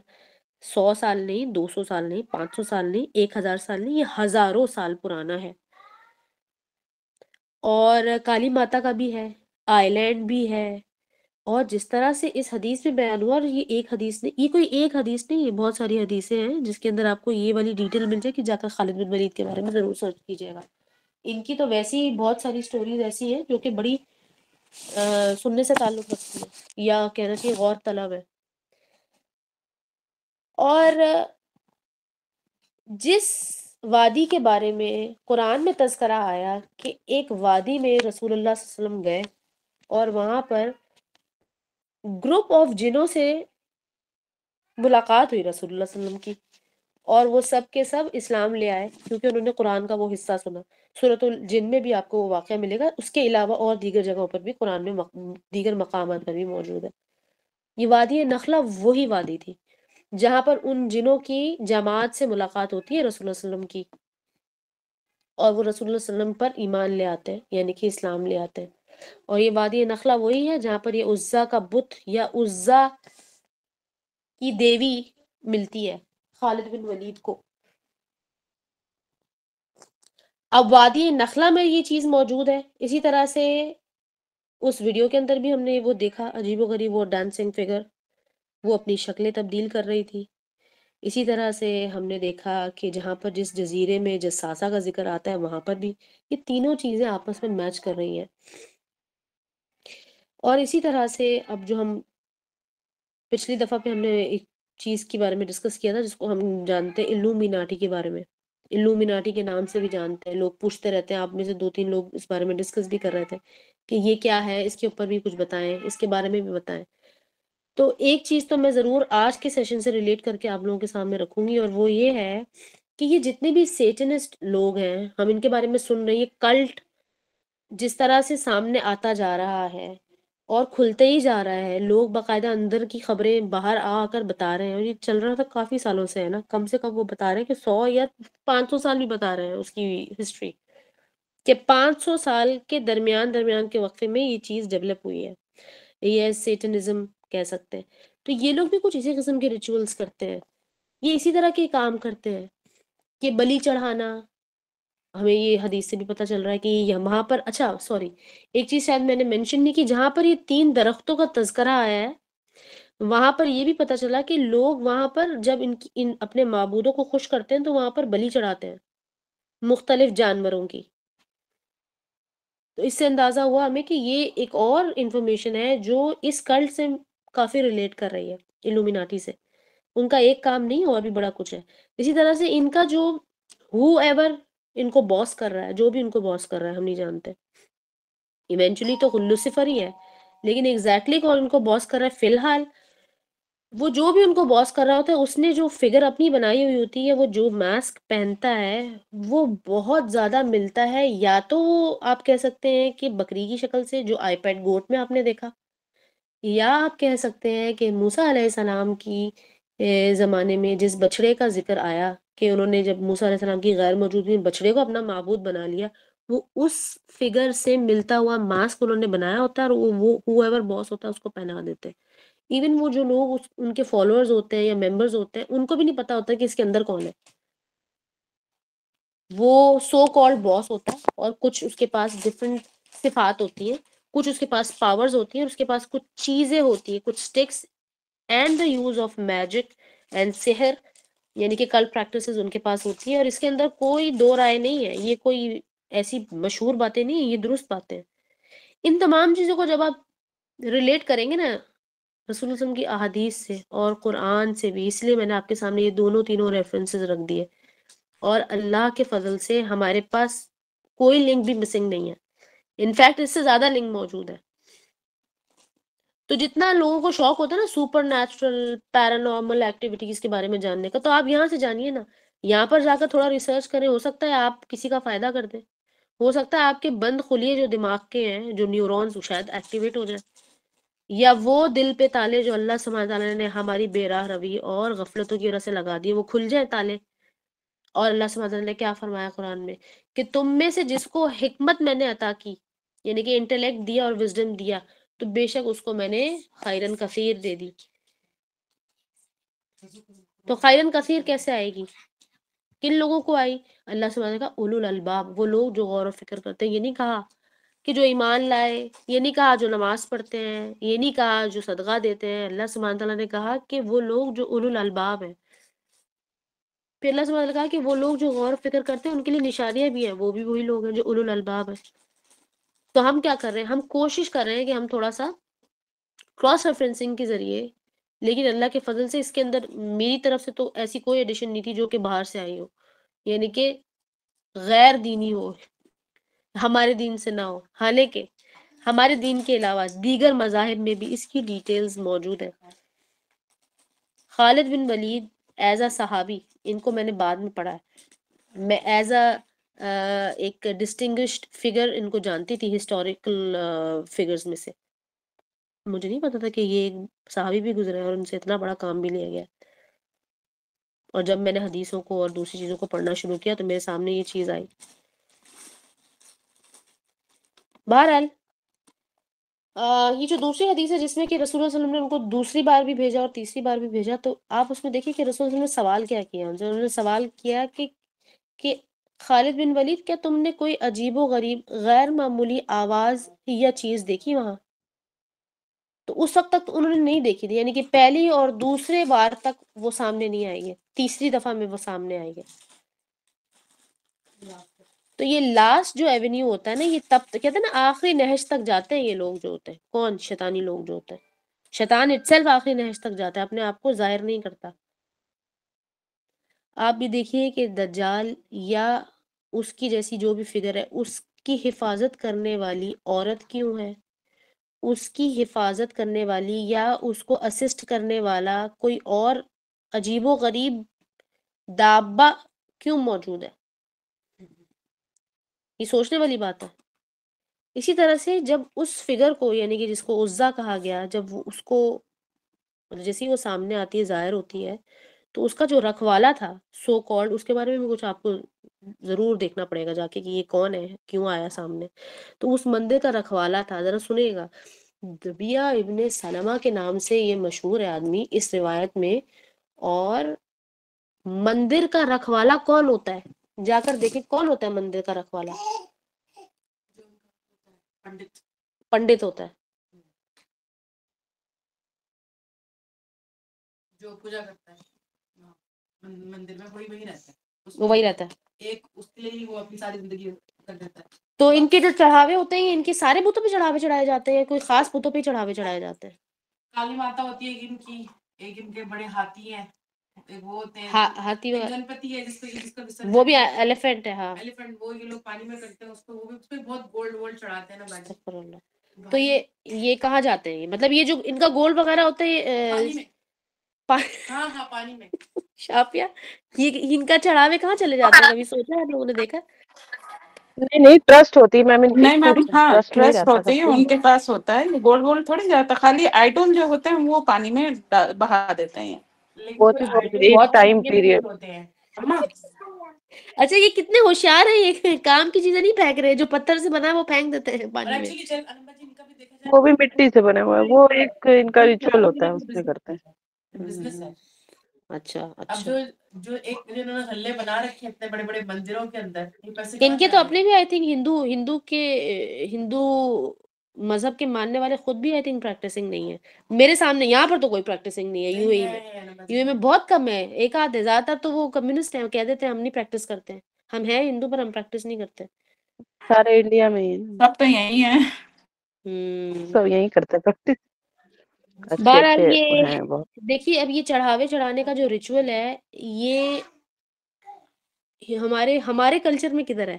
یعنی کہ اسلام کے کلچر میں کہاں ایگزسٹ کرتا ہے؟ ذرا سوچیں، ریلیٹ کریں اس کو. مزاروں پہ. مزاروں میں آپ کو ایک عجیب سی انرجی ملے گی، عجیب و غریب باتیں کرنے والے اور عجیب سے دکھنے والے لوگ بھی وہاں ملیں گے آپ کو، بالکل ویسے ہی جیسے تیسرے درخت میں عزا سامنے آ جاتی ہے. اور اللہ سبحانہ تعالیٰ نے، اللہ کا بڑا فضل ہے کہ ان ناموں کے سمیت اس کے بارے میں تصدیق کر دی، اور اس کے بارے میں مختلف مفسرین نے بہت مختلف رائے لے کر آئے ہیں. وہ ایک ہی چیز نہیں جو چلی آ رہی ہے، آپ کو بہت ساری مختلف روایات ملیں گی جو انہوں نے بیان کی. اور کسی کو بھی آپ انڈر اسٹیمیٹ نہ کریں، اس لیے کیونکہ ان کے تو سالوں کی ریاضت ہے، انہوں نے بڑا پریکٹس کر کے، بہت محنت سے، بہت ایفرٹ ڈال کر کچھ چیزوں کو جمع کیا اور امت تک پہنچایا. اور ہم بڑے مزے سے کہہ دیتے ہیں کہ فلاں چیز کو رہنے دو، فلاں تفسیر کو رہنے دو. ایسے نہیں ہے، ہم نے تو اتنا کام بھی نہیں کیا ہوا نا، یعنی کہ ہم تو ان کی دی گئی روایات یا دی گئی انفارمیشن کو پڑھتے تک بھی نہیں ہے، ہماری تو اتنی ایفرٹ بھی نہیں ہے. تو کم سے کم جس نے ایفرٹ کی ہے اس کی ایفرٹ پڑھ تو لی جائے.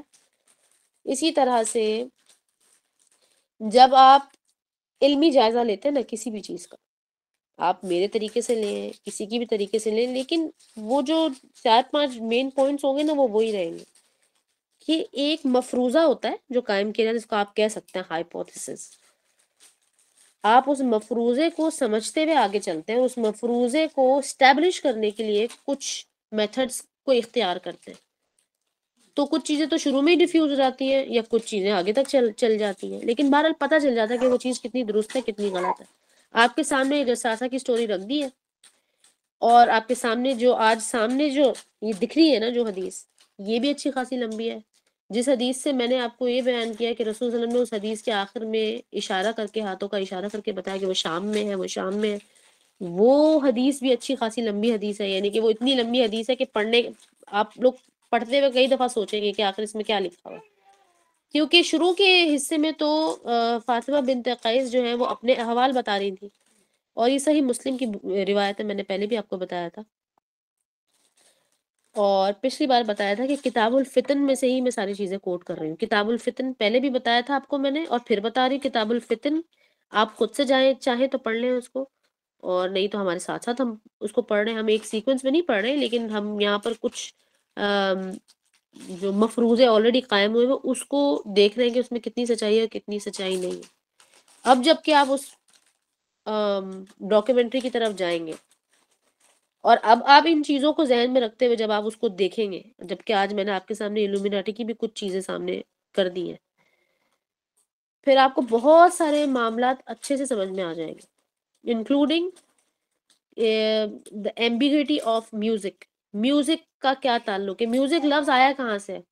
دیکھیے گا، میوزک ہوتا کیا ہے؟ میوزک میوز سے نکلا، میوز. اور ہم کیا جانتے ہیں لفظ کو؟ امیوزمنٹ پارک، امیوز می، یعنی کہ رجھانا، یا آپ یہ بھی کہہ سکتے ہیں اس لفظ کو، sorry to say but I have to use the word, اس لفظ کو آپ نے سنا ہوگا، سیڈیوس کرنا. یہ امیوزمنٹ اور سیڈکشن ایگزیکٹلی ایک لفظ نہیں ہے، لیکن they lead to each other somehow. اور میوزک میوز سے ہی نکلا ہے. اور میوزک کیا کیا کر سکتا ہے، کیا کرتا ہے، کچھ علماء کے نزدیک اس کی پوری انہوں نے کہتے ہیں نا لاجک بیان کی ہے کہ نہیں یہ حرام نہیں ہے، یہ حلال ہے. اگر آپ حلال اور حرام میں بھی جاتے ہیں تو اس میں اگر آپ دو کیٹیگریز میں بھی اس کو ڈیوائڈ کر دیتے ہیں، اس کے باوجود آپ کو سمجھ میں آ جائے گا کہ بہرحال آج کل جو میوزک چل رہا ہے یا پچھلے کچھ 20-25 سالوں سے جو میوزک جہاں سے جہاں تک پہنچ چکا ہے اب وہ حرام ہے. اگر کسی زمانے میں کسی لیول یا کسی ریزن کی وجہ سے حلال ہوگا بھی، اب بہرحال حرام ہے. اور یہ ساری پریکٹسز یاد رکھیے گا کہ اس کا تعلق جادو سے ہے، سحر سے اس کا تعلق ہے، بالکل ہے. میوزک کا تعلق بھی سحر سے ہے، میوزک کا تعلق ہپنوسس سے بھی ہے. ہپنوسس بھی ہم نے دیکھا اس ویڈیو کے اندر، ہپنوسس بھی ہم نے دیکھا شروع میں. انفیکٹ انہوں نے ہپنوسس ہی پورے شروع سے لے کے آخر تک وہ ہپنوسس کو ہی دکھاتے رہے. اگر آپ غور کریں کہ جب وہ یو ایس کے پریزیڈنٹس کو دکھاتے ہیں اور دیکھتے دیکھتے شکل تبدیل ہو جاتی ہے، وہ پہلے جارج بش تھا، اس کے بعد دوسرا آ جاتا ہے، براک اوباما آ جاتا ہے. پھر آپ نے وہ بچہ دیکھا، پھر آپ نے ایک عجیب و غریب فگر دیکھی جو کان میں بالی پہن کر سب کو آبزرو کر رہی ہے. پھر ایک عجیب سا روبوٹک قسم کا شیطان، روبوٹک شیطان تھا جو ایک ووم میں ایک فیٹس کو لک آفٹر کر رہی ہے. یہاں تک کہ وہ اینٹی کرائسٹ نما شخص جو کشتی میں بیٹھا ہوا آتا ہے وہ خود بھی ہپنوسس کا شکار ہوتا ہے، اور وہ اسی گفا یا اسی غار میں سے نکل رہا ہوتا ہے جس غار کے اندر ہی سارا کچھ ہو رہا تھا. یعنی کہ اس ووم کی یا سو کالڈ دکھنے والا پتھر یا پہاڑ جس کے اندر پوری سوفسٹیکیٹڈ ڈیزائنڈ مشینریز یا ماڈرن ٹیکنالوجیز ہوتی ہیں. تو اس ویڈیو کو جا کر دوبارہ دیکھیے گا، جا کر دیکھیں دوبارہ. اور اس کو سمجھنے کے لیے بھی بہت دماغ کی ضرورت ہے، لیکن اب وہ زمانہ ہی نہیں رہا کہ آپ ہلکے دماغ کے ساتھ چل سکیں. یا تو آپ سیدھی طرح سے اسلام کو قبول کر کے اپنے آپ کو اللہ کے حوالے کر دیں اور سب وہ کام کریں جو رسول صلی اللہ علیہ وسلم بتا گئے ہیں. مزید تحقیق میں نہ پڑیں، بس علم حاصل کریں اور اس پر عمل کریں. اور اگر آپ کو بہت شوق ہے سوال اٹھانے کا تو پھر آپ سوال اٹھانے والے اگر بنیں گے تو پھر ریسرچ بھی کریں تاکہ کچھ نہ کچھ کوئی ٹروتھ تو اسٹیبلش ہو جائے. آج کے لیے ہمارا اس سیشن میں بس کچھ یہی انسائٹس تھیں، اور جس کو ہم نے شروع سے لے کر ابھی تک لے کر چل رہے ہیں الحمدللہ اللہ کے فضل سے. آگے آنے والے دنوں میں اور بہت ساری چیزیں ہیں جو کہ اس زمانے کے اعتبار سے میں چاہتی ہوں کہ آپ لوگ سمجھیں. اور یہ ٹپیکل اینڈ آف ٹائمز کی نشانیوں کے بارے میں نہیں ہیں یہ سیشنز، یہ آج کے زمانے سے ریلیٹ کرتے ہوئے نشانیوں کے بارے میں. اور کچھ سوال جواب اگر ہو تو آپ ضرور گروپ میں کیجیے تاکہ باقی لوگ ان کو بھی اندازہ ہو کہ کیا ہو رہا ہے اس گروپ کے اندر یا اس سیشن میں کیا ہو رہا ہے. یہ ہفتے میں ایک ہی دن ہوتا ہے ٹیوزڈے کو، آپ کو پتا ہوگا سب کو. تو جس کو نہیں پتا کر لیں اور آگے بھی اس کو لوگوں تک اس کی دعوت پہنچائیے.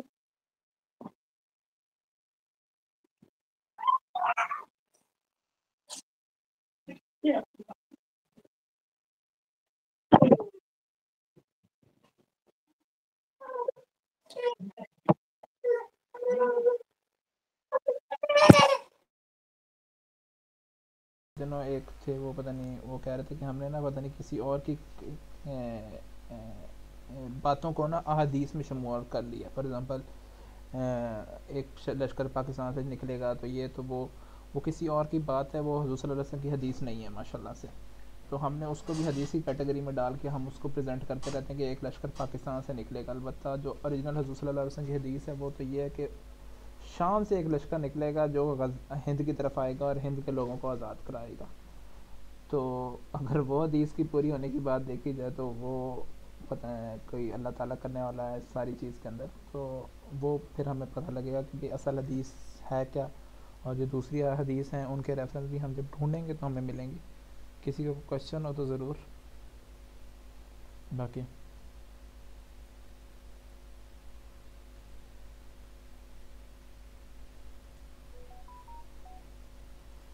اچھا، یہ جو لشکر کی بات ہو رہی ہے کہ شام سے ایک لشکر نکلے گا، اور یہ بہت آگے کی بات ہے.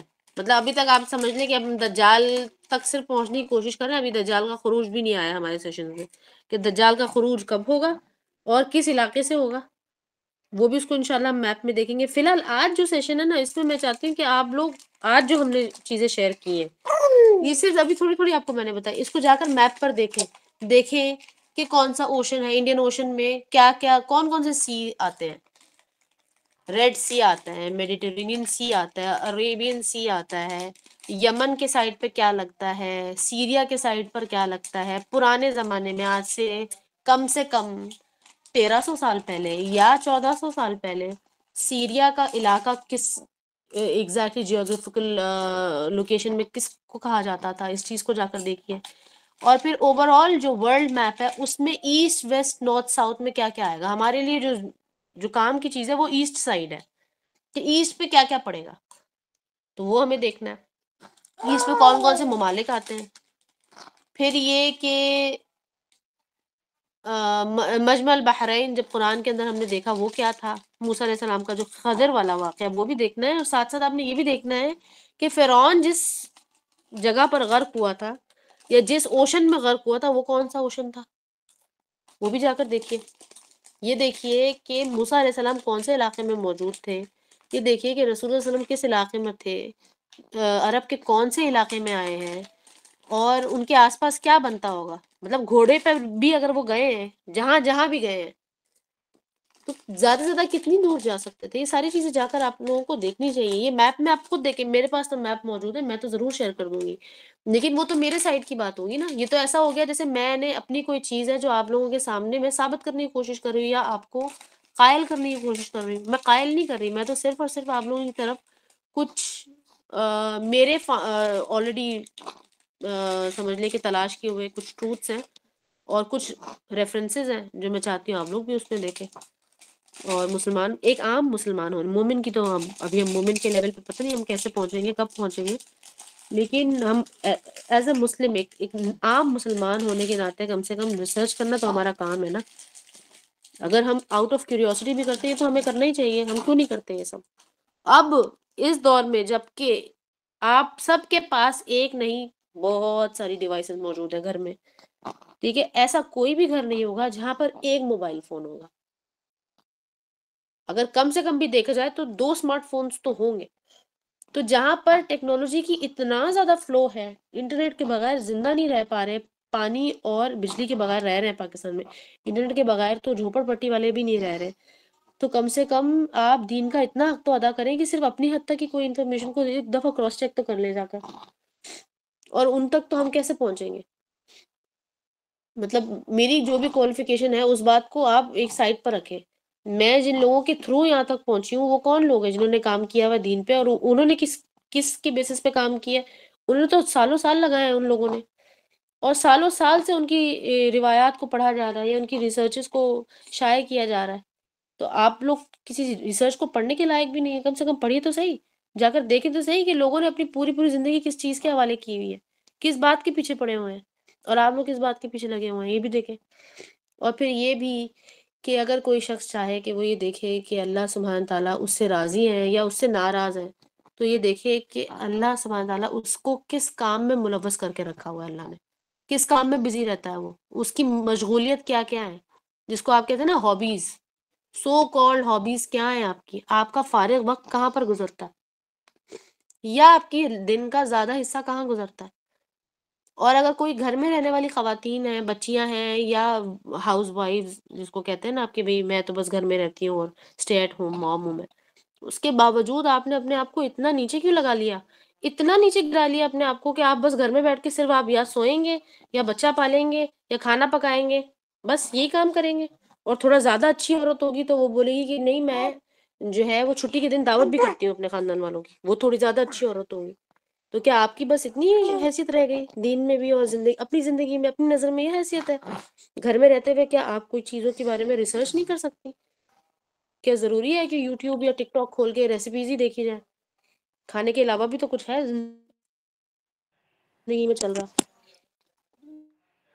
تو نہیں دیکھیں میم، آپ سے جب آخری سوال وہ جساسہ والا آیا تھا میم، ہوں سورہ الکہف میں جساسہ کا آپ نے جب بتایا تھا تو ہوں میں نے آؤٹ آف کیوریوسٹی میں نے دیکھا تھا جا کے، اور یہ جو آپ نے ابھی بیان کیا تھا یہ پورا واقعہ پڑھا تھا، لیکن میں اچھا نے نوٹ ڈاؤن نہیں کیا. ہوں اور مجھے اب لگتا ہے کہ کیونکہ مجھے وہ سارا یاد تو آ گیا، لیکن آپ مجھ سے پوچھتی تو میں شاید نہ بتا پاتی. ہوں لیکن وہ پورا واقعہ میں نے ایز اے ڈاکیومنٹری دیکھا تھا، مجھے نوٹ ہوں ڈاؤن کرنا چاہیے تھا تاکہ اپنے مائنڈ کے لیے نا ہوں 2-3 بار میں پڑھوں گی تو وہ دماغ پہ نقش ہو جائے گا. ایسا نہیں میم، ہم لوگ کرتے ہیں تھوڑا تھوڑا. ہاں اس طرح سے آپ لوگ آ رہے اس طرف، اور آپ دیکھیں کہ ضروری نہیں ہے کہ میرے کیے ہوئے کام پہ یا میں نے کسی کے کام پہ کچھ اور مزید تلاش کر لیا ہے. ہو سکتا ہے آپ اس کو تلاش کرتے کرتے کسی نئی جگہ پر پہنچ جائے، کوئی نیا پوائنٹ. جیسے ہم اکثر صبح کی کلاس میں جب ہم اسیس کر رہے ہوتے ہیں ایک دوسرے کو یا ڈسکس کر رہے ہوتے ہیں کسی پوائنٹ کو، تو اس وقت دیکھیں الگ الگ جب پوائنٹ سامنے آتے ہیں تو وہ کبھی کبھار تو میرا بھی اس جگہ پر دھیان نہیں گیا ہوتا، بعضوں کو کوئی سمپل سا ہی پوائنٹ ہوتا ہے. لیکن اللہ سبحانہ تعالیٰ کسی مجلس میں جب کہ اللہ سبحانہ تعالیٰ کی نشانیوں پر غور کیا جا رہا ہو، خاص طور پر رسول صلی اللہ علیہ وسلم کو انوالو کر کے، تو ایسا نہیں ہو سکتا کہ وہاں پر اللہ کی رحمت نازل نہ ہو رہی ہے اور اللہ سبحانہ تعالیٰ آپ کو وہ انسائٹس نہ دے. ٹھیک ہے، تو بہرحال آج کے لیے ہم نے کافی کچھ کر دیا. آئی تھنک کافی برین اسٹارمنگ ہو رہی ہے، اور اس کو چلنے دیں، اس وارم اپ کو چلنے ہی دیں ابھی. اور اگلے ہفتے تک کے لیے کچھ اور چیزیں یا سوال اپنے تیار کر کے رکھے تو بہت اچھی بات ہے، نہیں تو پھر میرے پاس بہت کچھ ہے شیئر کرنے کے لیے آپ لوگوں سے. ڈاکیومنٹری اب ہم انشاءاللہ نیکسٹ ویک دیکھیں گے ہی دیکھیں گے. جن لوگوں نے ابھی تک پچھلی ویڈیوز نہیں دیکھی جو ہم 2 ہفتے پہلے ہم شیئر کر چکے ہیں، دوبارہ ہم نے اس کے بارے میں بات کی تھی، تو اس گیپ کو دینے کا ایک مقصد یہ بھی تھا کہ آپ لوگ اس ویڈیو کو بار بار دیکھنے والے دوبارہ دیکھ لیجیے، جن نے نہیں دیکھا وہ پہلی بار دیکھ لیں اور اس پر تھوڑا اور غور و فکر کر لیں، کیونکہ ایک دفعہ خوف، دوسری دفعہ حیرت، اور تیسری دفعہ کچھ نہ کچھ آپ کو انفارمیشن اس میں سمجھ میں آنا شروع ہو جائے گی. جی انم. میم قریباً 3 یا 4 ہفتے پہلے جب حضرت سلیمان علیہ السلام کا جو کویشچن آیا تھا وہ ویسے ہی ہے. میں نے اس کے بارے میں بہت سرچ کرنے کی کوشش کی لیکن مجھے ایگزیکٹ جواب نہیں مل رہا. کچھ جوابات ہیں جو ہمارے اسلام مطلب ہمارے ریلیجن کے مطابق نہیں فٹ بیٹھتے ہیں، اور مطلب یہ تو طے ہے کہ انہوں نے کسی لالچ میں وہ دعا نہیں کی تھی، اور انہوں نے وہ اسی لیے کی تھی کہ ایسی سلطنت کسی اور کو نہ ملے، کیونکہ اتنا ہولڈ کسی اور کے لیے اچھا نہیں ہے. صحیح ہے. لیکن پھر اس سرکمسٹینسز میں ایسا کیا ہوا تھا، مطلب 3-4 قسم کے واقعات مل رہے ہیں کہ ان کی اولاد کی اس پہ سے، یا پھر ہاں شیطان نے ٹیک اوور کیا تھا کچھ دن کے لیے، ہاں انگوٹھی کھو ہاں گئی. ہاں لیکن صحیح. آپ جو تلاش کر رہی ہیں آپ صحیح جا رہی ہیں، آپ جاتے رہے. آپ کو پتہ ہے آپ مجھ سے کئی بار یہ سوال کر چکی، میں آپ کو جواب نہیں دے رہی ہوں اس سوال کا، اس لیے کہ ایک تو یہ کہ آگے آنے والے دنوں میں یہ آئے گا ہی ہمارے پاس، اور یہ میں یہ نہیں چاہ رہی کہ میرے منہ سے سب سنیں، نہیں، میں چاہ رہی ہوں کہ آپ آ رہے ہیں تلاش کرتے ہوئے، اور ابھی آپ نے وہ پوائنٹ مینشن کیا ہے اور وہ پوائنٹ قرآن میں ہی موجود ہے. الحمدللہ ہمیں اور کسی اس میں جانا نہیں پڑے گا، قرآن کے اندر آپ کو وہ مل جائے گا. لیکن آپ کو میں یہ کیوں دے دیتی ہوں کہ آپ جا کر اس واقعے کو قرآن کے دیگر مقامات پر بھی تلاش کریں جہاں پر وہ دعا مینشنڈ ہے نا.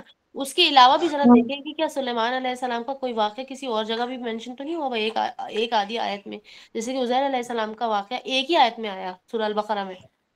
تو صحیح. اسی طرح سے آپ دیکھیں، ہو سکتا ہے آپ کو کچھ سمجھ آئے. اب شیطان کی ٹیک اوور والی بات میرا نہیں خیال کہ کوئی یہاں پر اس گروپ کے اندر کوئی جانتا ہوگا کہ شیطان نے ٹیک اوور کیا تھا. آپ میں سے کتنے لوگ جانتے ہیں کہ سلیمان علیہ السلام کی جو سلطنت تھی شیطان نے ٹیک اوور کی تھی؟ آپ میں سے کسی کو پتہ ہے اس بات کا؟ جی میم، ان کا میں نے پڑھا ہوا ہے سلیمان علیہ السلام کا. ان کی انگوٹھی کاپی پھر وہ مچھلی سے نکلی تھی. وہ کافی ٹائم انہوں نے وہ مچھواروں کے ساتھ گزارا تھا وقت اس ٹائم کا، اور سب بھول بھی گئے. پوری اسٹوری میں نے پڑھی ہوئی. تو اس کے اندر شیطان کا تذکرہ اسی سے ہے اس مجھے اسٹوری اٹریکٹ میں؟ اس اسٹوری میں ہاں، جب تک وہ اسی نے ہی تو بھلوایا تھا یا گم کروائی تھی ان کی انگوٹھی جان بوجھ. وہ سارے کچھ پلان وہی کر رہا تھا. اس کے اندر مینشن ہے. میں نے ساری اسٹوریز کچھ ٹچ کی ہوئی ہیں، مطلب کچھ زیادہ بڑا حصہ ہے، کچھ تھوڑا اچھا تو کیا ٹھیک ہوا ہے. ہے میں ہاں نے. ہم جب اس طرف آئیں گے تو انشاءاللہ ابھی تو ہم رسول اللہ صلی اللہ علیہ وسلم کے ایرا پہ چل رہے ہیں نا. اب اس سے ہم پیچھے پیچھے جاتے رہیں گے. اب تھوڑا سا ہم پیچھے گئے، ہمیں پتہ چلا کہ جنہوں نے عزا اور منات اور لات تیار کر کے رکھے ہوئے تھے، اور یہ بڑے سالوں سے چل رہے تھے، بڑے ہزاروں سال سے چل رہے تھے. اور ہمیں پھر پیچھے جانا ہے. اور سلیمان اور داؤد کا جو واقعہ ہے وہ کافی پرانا ہے، وہ بھی ہزاروں سال پرانا ہے. پھر اس کا قرآن میں بھی مینشن ہے، اور اس کے اندر یہ بات مینشن ہے کہ شیطان نے ٹیک اوور کیا تھا. تو کون شیطان تھا وہ، اور کیسے ٹیک اوور کیا تھا؟ اچھا، اس واقعے میں پھر آپ لوگوں کو یہ ضرور بتاؤں گی، یہ ضرور کہہ دیتی ہوں اب کہ آپ اس کو جا کر دیکھیے کہ اس واقعے کی کتنی صداقت ہے کہ ایک سٹک پر کھڑے رہے سلیمان علیہ السلام، اور نیچے سے جب سٹک کو دیمک نے کھا لیا تو وہ گر گیا ان کا جسم، یا ان کا جو بھی جسم جو کہ مر چکا تھا، بیسیکلی روح تو قبض ہو چکی تھی. اور ان کے سامنے جو ان کے کام کرنے والے تھے ان کو دیکھ کر ڈرتے رہتے تھے اور کام کرتے رہتے تھے. اور یہ سلسلہ کافی ٹائم تک چلا. ایک روایت میں تو پتہ چلتا ہے کہ سال بھر چلتا رہا. سال بھر تک ان کا جسم ویسے ہی رہا. اور انہوں نے اسٹیبلش کیا کی ہے بات، انہوں نے بات اسٹیبلش کی کہ انبیاء کے جو جسم ہوتے ہیں وہ تو محفوظ رہتے ہیں، لہٰذا ان کو کیڑوں نے نہیں کھایا، ان کی سٹک کو کیڑوں نے کھا لیا. جو کہ اس میں مینشنڈ ہے دابت الارض، اور دابت الارض میں انہوں نے ٹرمائٹس یعنی کہ دیمک کو مینشن کر دیا. اس بات کو جا کر دیکھیے کہ اس میں کتنی صداقت ہے. انشاءاللہ آپ لوگوں کو اندازہ ہوگا. اور ابھی تو بڑا کچھ یوٹیوب میں بھی موجود ہے، بس آپ کے پاس تھوڑا وقت ہونا چاہیے اور تھوڑی سی لگن ہونی چاہیے. بس اس پاک کی موجودگی سے انشاءاللہ آپ بہت بہتر جگہ پر پہنچیں گے. اور بہرحال یہ سب کرتے ہوئے اللہ سبحانہ وتعالیٰ سے پناہ ضرور مانگنی ہے، کیونکہ شیطان ضرور بھٹکائے گا ادھر ادھر. ٹھیک ہے، بہت انتشار پھیلائے گا. اس لیے میں نے بھی آج خاص قسم کی دعائیں کی ہیں، اور میں ہمیشہ اس سیشن کے لیے کرتی ہوں. مجھے خود بھی خوف آتا ہے کیونکہ مجھے اور بھی بہت ساری چیزوں کا پتہ ہے، اور آپ لوگوں کو بھی آہستہ آہستہ پتہ چلتا رہے گا. اور لیکن اللہ کے راستے میں آپ چلتے رہیں، اور اپنی خیر کے لیے، اپنی آخرت کی خیر کے لیے، اور آنے والی نسلوں کے لیے کچھ نہ کچھ اسٹیبلش کر کے جائیں. اور وہ آنے والی نسلیں ضروری نہیں کہ آپ کی اپنی اولاد ہو، اور بھی ہو سکتے ہیں. آپ کی فیملی میں بہت سارے لوگ ہیں. یہ آنے والی نسلیں صرف آپ کی یا آپ کے گھر والوں کی نہیں ہوتی ہیں، دوسروں کی بھی آنے والی نسلیں ہوتی ہیں. وہ امت کی ہی لوگ ہیں، وہ رسول اللہ صلی اللہ علیہ وسلم کی امت ہی ہے سب کے سب.